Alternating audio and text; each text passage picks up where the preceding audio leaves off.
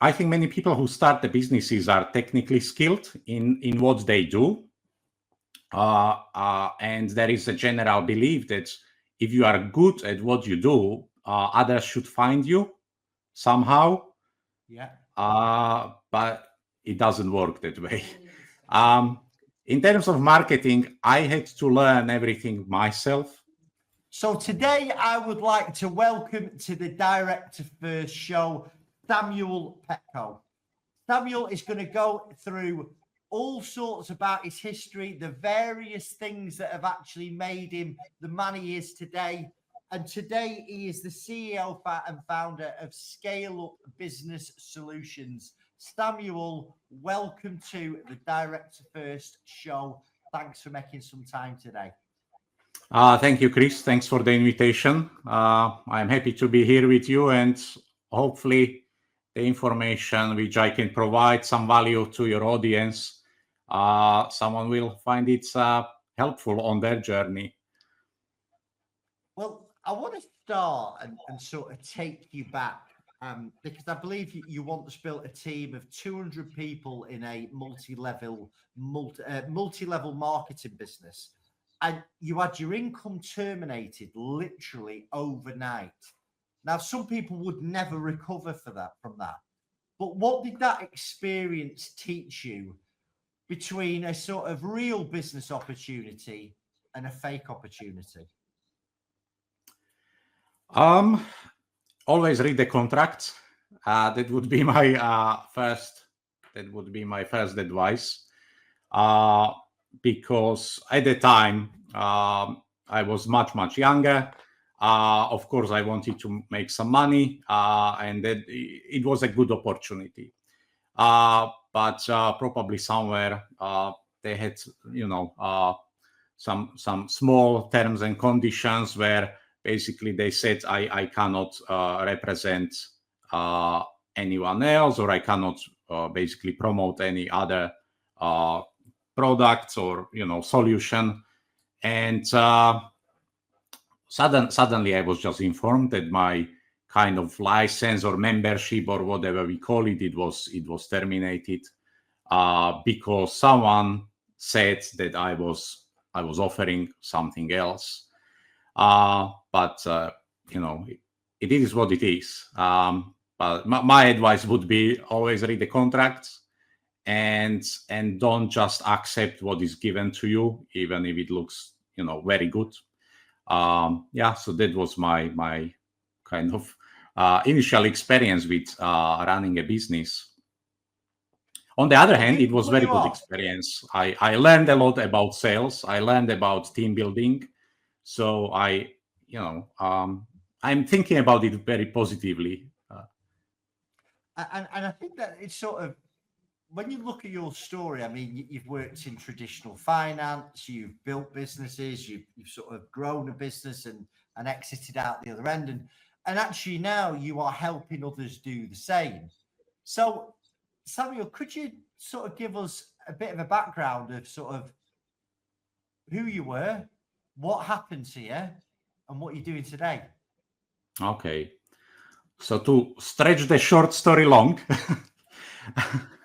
so I came to the UK about 20 years ago, and I always thought, I was thinking what I want to do in my life, so what I want to achieve. And I was always business driven. I always wanted to have a business which would eventually look after myself and the family. So I was always looking for opportunities, doing research, studying on my own, basically what I want to do. And then I decided to choose the accountancy. So I went through the usual journey. So I completed AAT, and later I went to university to study accounting and finance. And I finished with first honors degree, and then at the later stage, again, the COVID interrupted my studies or my plans. So after COVID, I continued with ACCA and I completed my ACCA. On the other side, gaining experience was very important. So I worked for multi-entity organizations, and thanks to the promotion and basically going up the ranks, I gained a lot of experience on the kind of holding company level. Specifically, I worked in multi-academy trusts.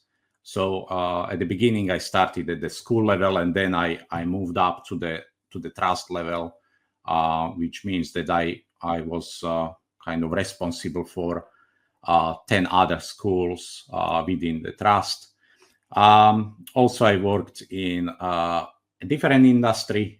So lately, I was working for a recruitment business with 100 million plus revenue. But that was the journey which I had to go through to basically get the membership, to get the license. On the other side, in 2011, I set up a small business, as a team of 3 people. And we started to teach English language to foreigners who were basically coming to England. So it was a very small, tiny operation.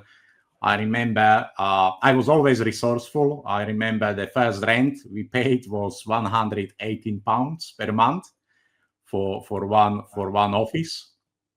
It's a broom cupboard that nowadays, isn't it? Yeah, you cannot get a cupboard for it.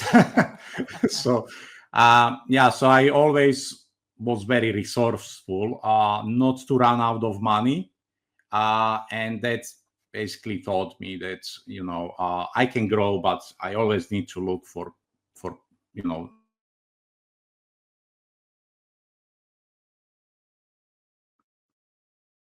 years. We got the opportunity to deliver publicly funded courses. So we started to work with various colleges, and we were basically a subcontractor for large colleges, delivering thousands of qualifications to adult learners. And then that brings you up to, obviously, that business. You're no longer in that business, are you? Yeah. So it was very emotionally and mentally draining. So it was 24/7. Even though at that peak we had a team of 25 people, I didn't manage to extract myself from the operation. So it was a marathon without an end.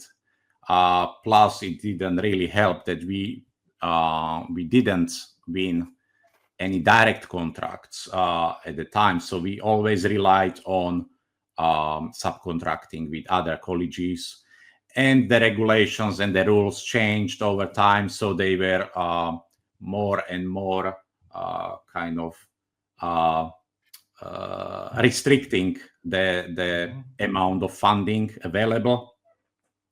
So that's when I realized now is the time to look for something else and to implement to use my expertise, not just from the business but also from the accounting and finance.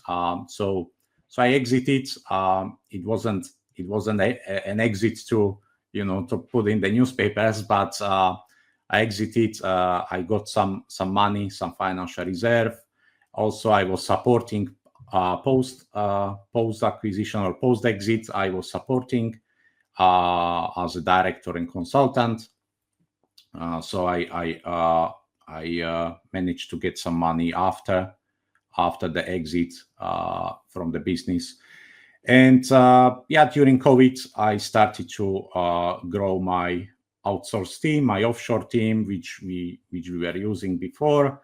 And I set up Scale Up Business Solutions. And also now with my accounting license, I'm also providing accounting and bookkeeping services. So when we look at scale-up business solutions, and we sort of look at the website and like, well, what this business does, it's very rare that you will see any business that says, right, I can do some accounting, bookkeeping, and FD roles, but I can also help you manage your social media. Those two things don't ever get spoken in the same sentence, in my experience. So tell us how that's grown. It's quite a unique offering. Yeah, so that's a good question.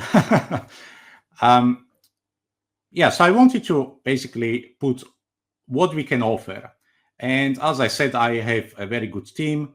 I work with people who are based in the UK, but also I have a team of people I've been working with for some time who are abroad. And of course, one of the reasons why companies are looking for offshoring solutions is it's more affordable. And also it's a bigger talent pool. Also, it's easier, it's less complex in terms of employment. So that's one solution.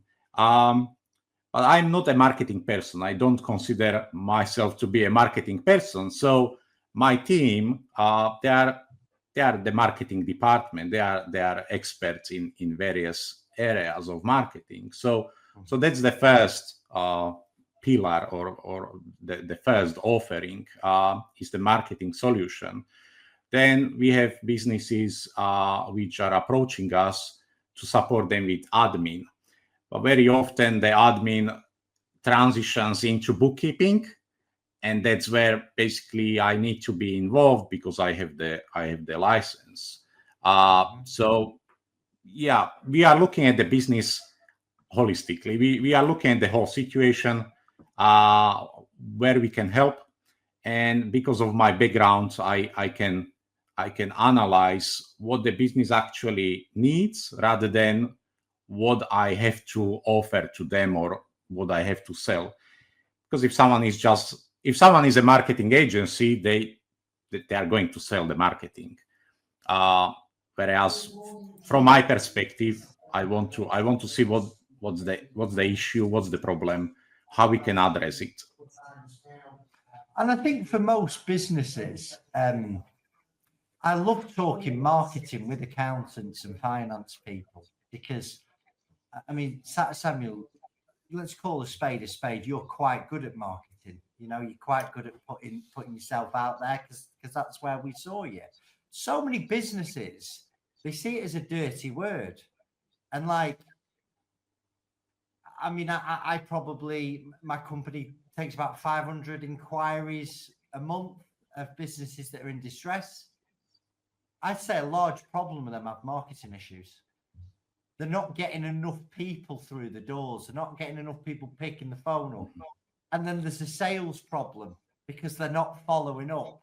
Their people at the end of the phone would hate to be called salespeople. But so why do you think it's such a dirty word for some people? Sales and marketing. What's the problem? What's the mindset block people have got? I think many people who start the businesses are technically skilled in what they do.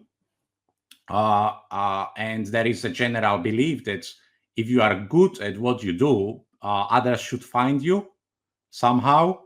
Yeah. But it doesn't work that way. In terms of marketing, I had to learn everything myself long before we had a team. So, for example, the first kind of marketing which we did was offline marketing. So I designed the flyers, I designed the posters, and I distributed them because the language school was based in physical location. So that was my that's old school. That really is old school. Yeah, that's old school. And then we started to implement Facebook. At the time, maybe, I don't know, 10 years ago, it was quite cheap to... Oh, yeah, it was great. It was great 10 years ago, wasn't it?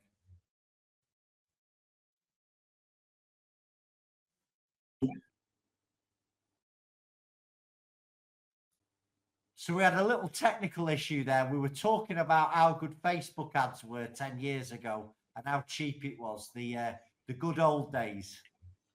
Oh, yes.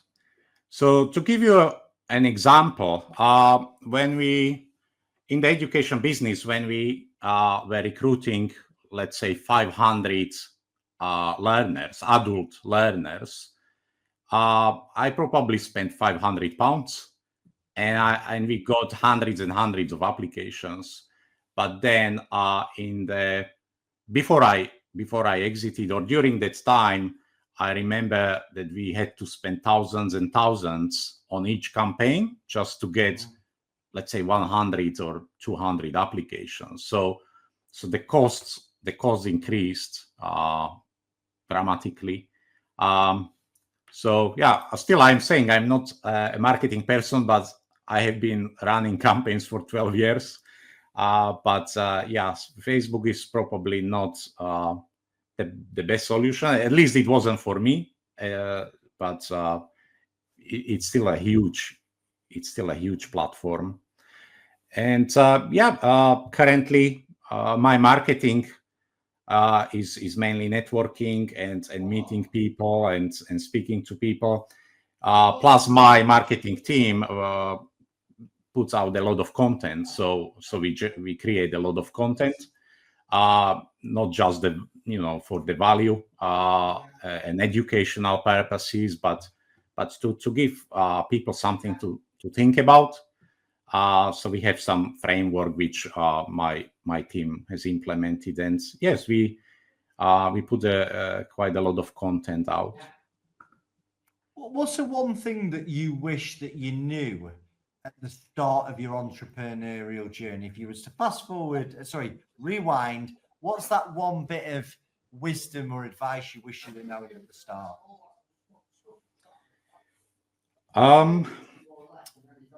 I would say when someone starts a business, it's always very good.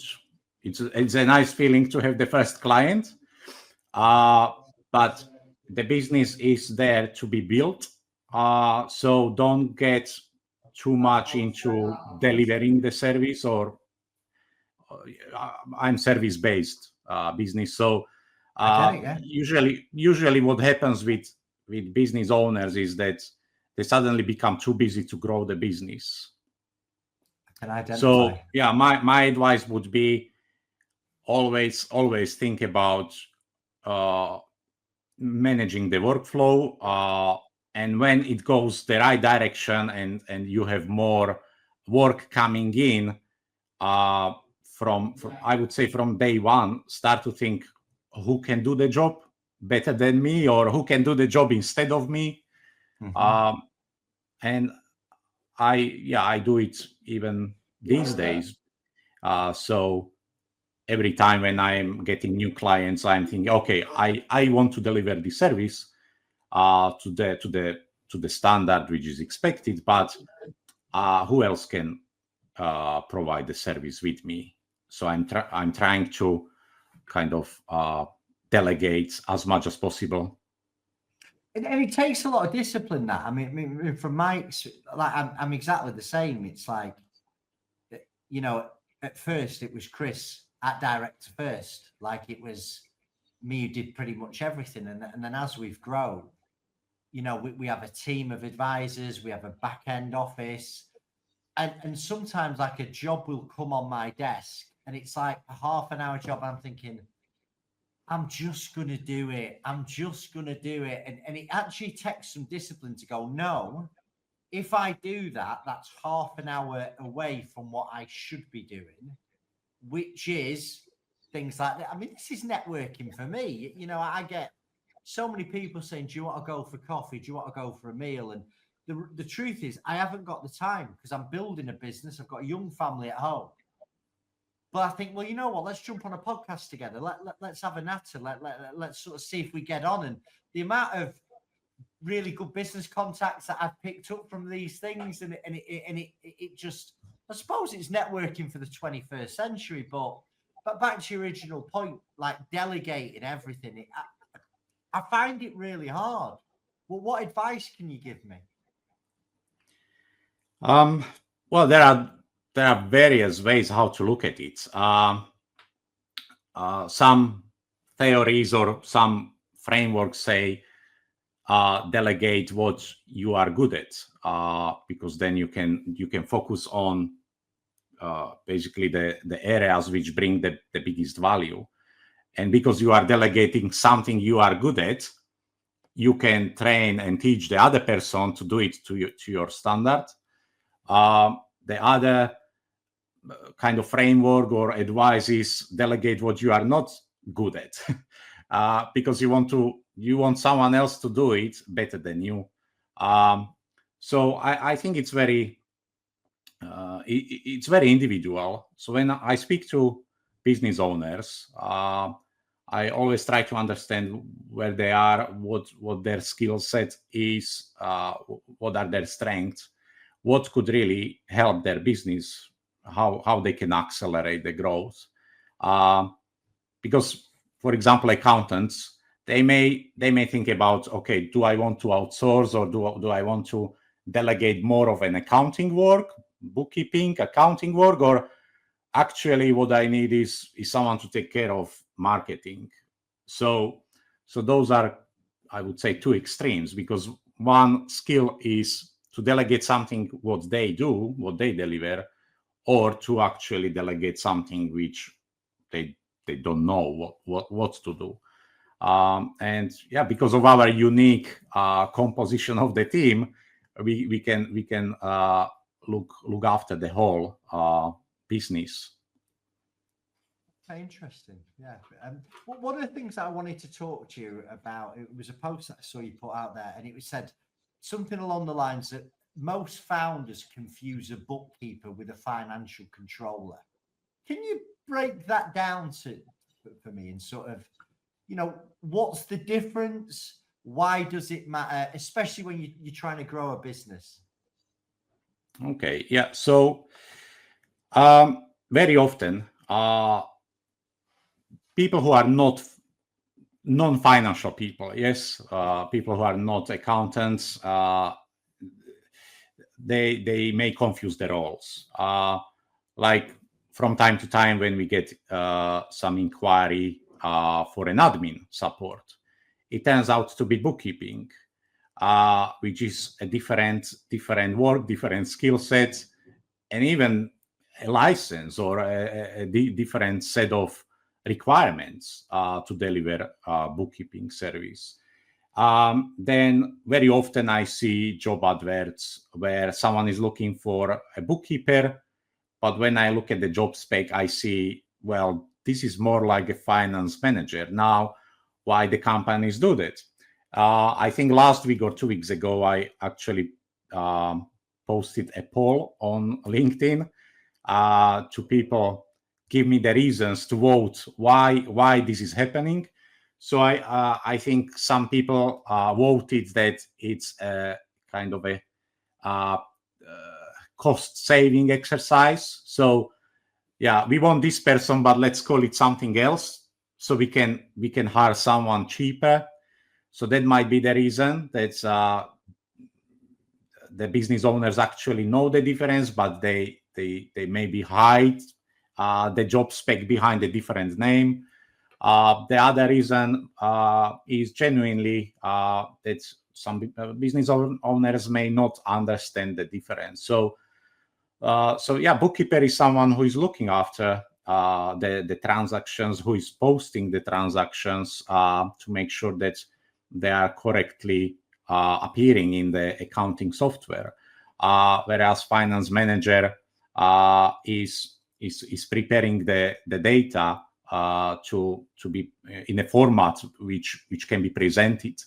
So reporting, management, accounting, and so on. A finance controller is someone who understands how the information should look like in the simple terms. So the person can spot they can spot errors in the system. but on the other hand, they are able to interpret the data, to report the data to the board, to the directors, and advise on some improvement. And controller, financial controller is also an important role for companies which are growing, to implement systems, to implement procedures, because when it comes to growth and when it comes to audit, it's more important to have the right systems in place rather than looking after all the small, tiny variances. Okay, I understand. What would you say the number one sort of mistake that founders are making at the moment? What's the biggest blind spot that you see with founders who are growing businesses? Very often we are approached by founders who are just starting and they don't have any financial forecast or projection. They spend months or years developing something, and when we talk about marketing budget, how they want to bring it to the market, it's zero.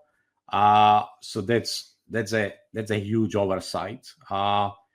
If I could return back into the past and advise such person to think about how to actually bring the solution to the market rather than developing the solution, I think that would be my advice.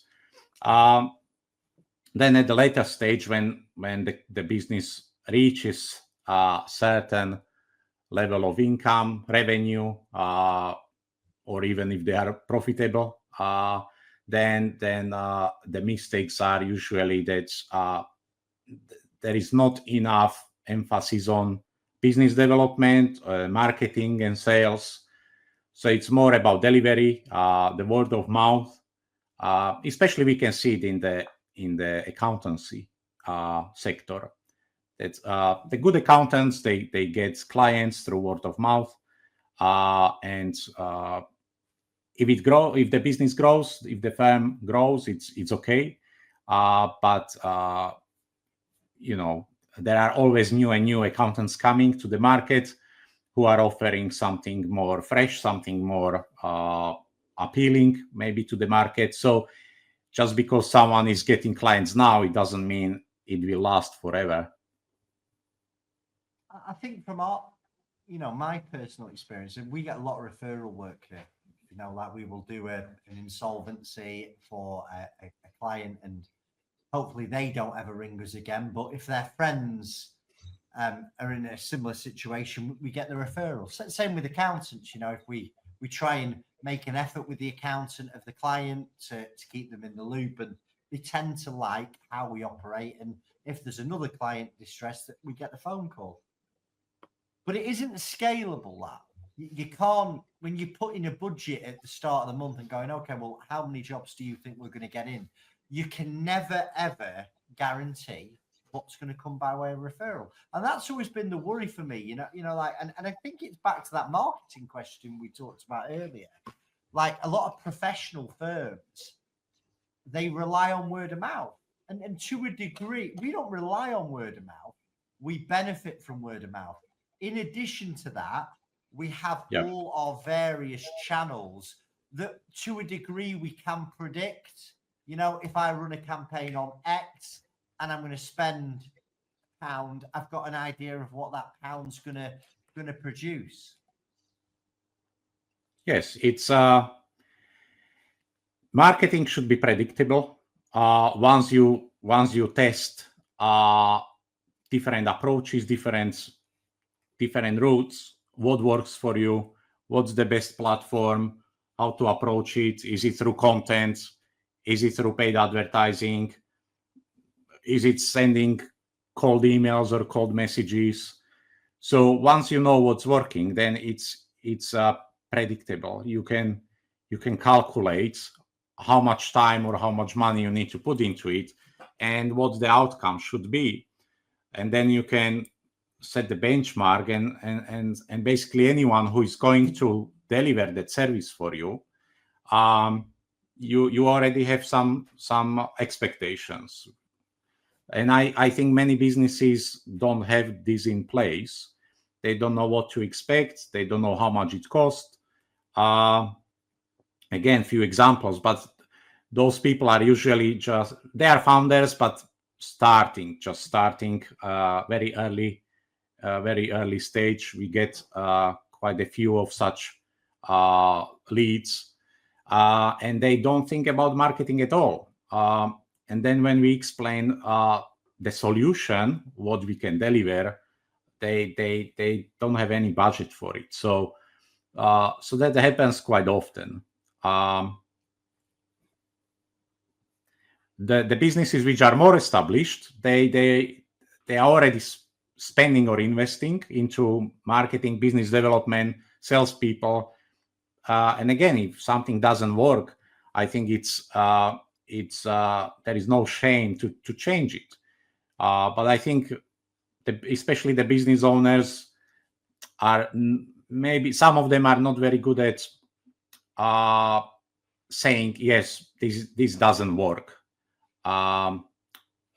Many businesses which I noticed are staying with the same kind of provider, same marketing agency, because there is a relationship there, because there is,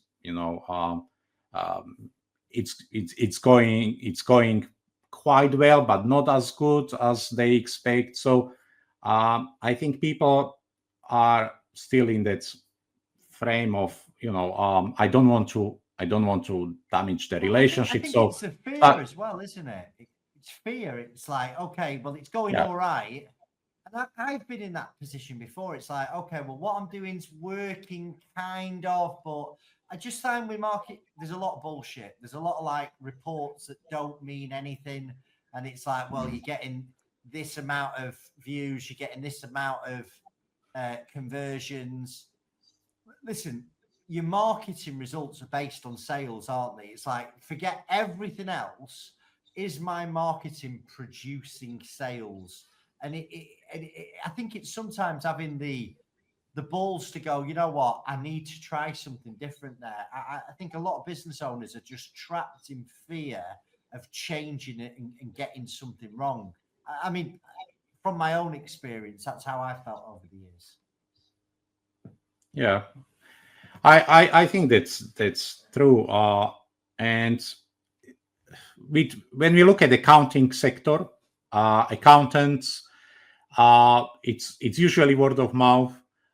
Then we see some well-run accounting firms who are always out there. They produce a lot of content. They invest a lot into marketing, and they are growing. But on the other hand, I meet a lot of business owners who are not really happy with their accountants, but they cannot be bothered to make a change. And as you said, they are afraid to make a change. So I think there is still that stigma that, oh, you don't change your accountant.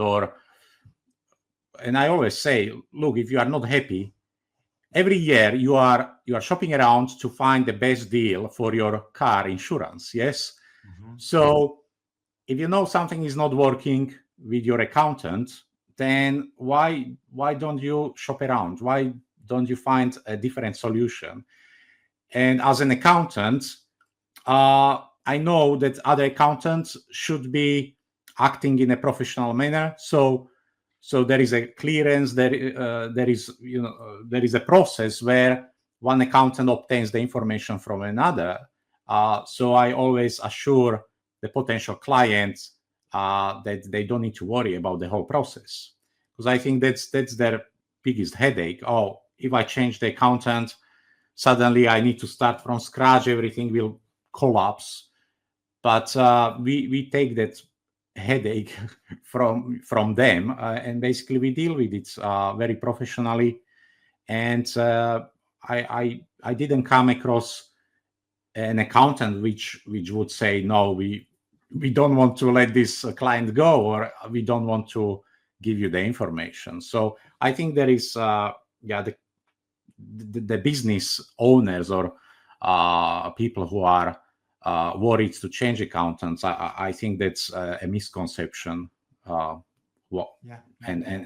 Usually people stick to bad accountants. So one of the key messages I think I get from you, Samuel, on when I watch you, when I'm listening to you now, when I've watched your website, it's about systems. Okay, so what are the non-negotiables that every business owner should have when it comes to systems? Is it particularly about accounting systems or in general? In general, yeah, in general. If you're supporting a business owner, what are the non-negotiables? Well, to start with, it's very important to know how to get the client, how to get the customer. Whatever I'm selling, I need to understand the process. If I believe that I'm delivering a good service or I'm selling a good product, that's the middle part. And then it's the after service. Once they receive the product or they receive the service, how I'm going to act and communicate with those clients. Because if it's just one-off, still I want to keep in touch. I want to build a good relationship with those people. Because even clients who may leave because, for example, they may not afford your service, they still may recommend you. And I learned it during the time when we were running the education business, because that was really based on masses. And imagine that one week you enroll 600 learners. So in 1 week, those 600 learners need to start the course. And those 600 learners, let's say 10% will start complaining about something. It's not because they are not receiving the service you expect, but they find something to complain about. Yes, because their expectations were different. And I think that's in every sector, every industry. You always need to go into the business with the open mind, and that not 100% people will be happy with your service or your product. Now the important part is how you are going to handle that. And during those years there were complaints. There were people who were not happy because of the mismatch in expectations. And I think that's the very important part, is that after sale service. I think we can call it after sale service. Me? Can you hear me? Yes. Yeah, okay. It just jumped a little bit. Yeah, there was a glitch. But we're talking about after sales service. Yes, and in many industries, I could observe either as a client, customer, or just an outsider. I could see that the business owners, they can provide the service, they can sell, but maybe the after sale service is not very good, and then such business is losing clients. And it might be just a matter of asking few more questions. Do you like this? Do you like this type of service? Is there something you would like to change? Why you are leaving? Or to be very open and not to be afraid to ask this type of questions. I suppose you can learn from it massively. If someone's unhappy, we can find out why they're unhappy. And is this something can we, or is it something that crops up with other people? And again, going back to the education business, because as I said, we were dealing with hundreds and hundreds of clients, if I should call them clients. They were enrolled to the course, and I had to listen to to what they say. If they were not happy, we had to address it immediately. And if it was a mismatch between a teacher's personality and the students or learners, again, that's something which I had to address. I'm not saying that we were swapping teachers left and right, but to acknowledge that I'm aware of this problem and I want to help you, I want to sort it, and I speak to both parties, then that goes a long way when it comes to building relationship, because then your clients know that you want to help them, but not always you are able to help them. If it was something major and we had to make changes, we made the changes. It was within our capacity. And the same is currently with the accountants and with other businesses we are supporting. So it's always that service, whether we are providing marketing, whether we are providing accounting or bookkeeping, is not to be afraid to ask, are you happy now? Are you happy with our service? Is there something you would like to improve? And I think that's what's missing with in many businesses. The people who are responsible, they are, once the money starts coming in, they think everything is fine. But at some point, the client may leave, and they never ask why. And I think sometimes professionals, they worry about admitting they've made a mistake. And I see that with accountants a hell of a lot. And I see it like no one will stick their head up and go, you know what, I've dropped the ball here. So I think it's really refreshing if something's gone on, you can own it and go, right, well, listen, we all make mistakes. I think the difference is what we do about those mistakes, don't we? And like you've touched on it there, own it. Can I change it? Can I make a difference? And sometimes they can't be fixed. Yes. Yeah, exactly. I mean, yeah, clients, the expectations need to be aligned from the start. So it's very good to be upfront with the potential client to explain deliver what you cannot deliver. So there is no misunderstanding during the process. But again, I go when I speak to new businesses or new founders, people who are just starting. You cannot please everyone. There is always a percentage of people who will not get what you are offering, or who will expect more than you are offering. So it is what it is. Well, obviously, Samuel, I'm mindful of time, so I'm going to start to wrap up our podcast now. But there are a few questions that I wanted to ask you to sort of finish off. First one, okay. What's the biggest mistake you've made when you first started to do outsourcing? When I started outsourcing, I would say it's the screening process, because it's when you are hiring new candidates and they are abroad, or even if they are in the same country, you need to understand how you want to approach it. So from the side of a business owner, what I want to outsource, how I want to outsource it.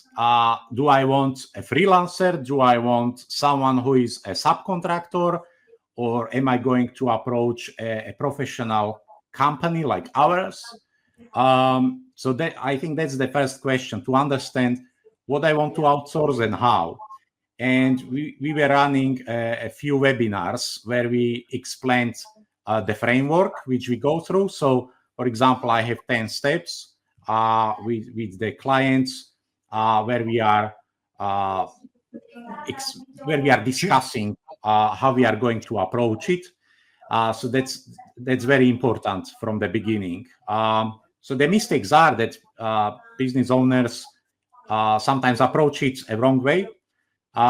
Usually, when people want to outsource just one task, they go for the various platforms where they can find freelancers. I'm not saying that's good or bad. It is what it is, but there might be a better solution. So I wouldn't say it's a mistake, but I would ask, what's the end goal?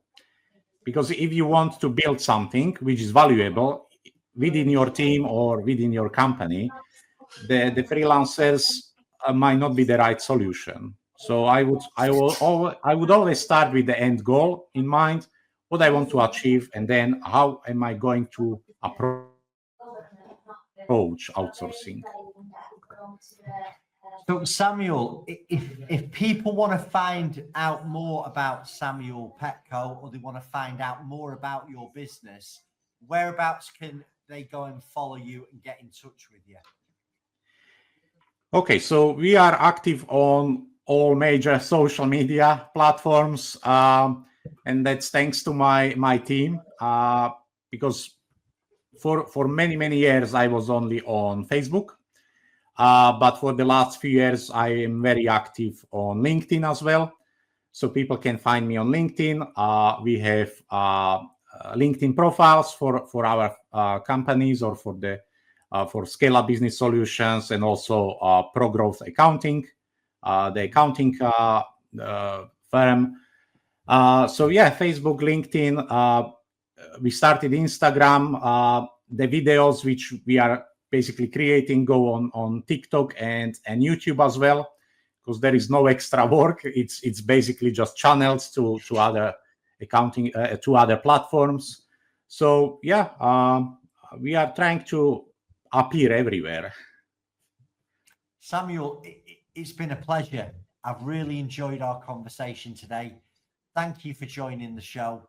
And when the show comes out in the next month or so, we will request the show notes. So we'll have all the links to your various channels to make it easy to people to find you. Once again, thank you for your time, buddy. Yeah, thank you very much, Chris. It was a pleasure talking to you again. And yeah, I'm sorry for the technical glitches. I hope it will not have any big impact. It won't, mate. I'm sure not.